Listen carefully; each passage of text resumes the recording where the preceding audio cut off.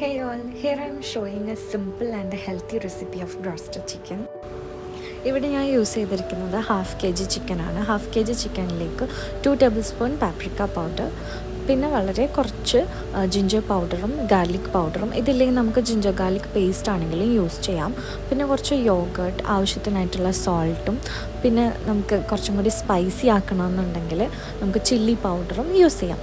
എന്നിട്ട് നല്ല രീതിയിൽ മാരിനേറ്റ് ചെയ്ത് കുറച്ചധികം സമയം മാരിനേറ്റ് ചെയ്ത് വെക്കുക. ദെൻ ക്രം കോട്ട് ചെയ്തെടുക്കുകയാണ്.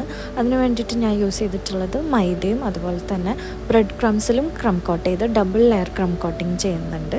ഇത് ഒട്ടും തന്നെ നമ്മൾ എണ്ണ യൂസ് ചെയ്യാതെ ഓയിൽ ഫ്രൈ ചെയ്യാണ്ടാണ് ഉണ്ടാക്കുന്നത്.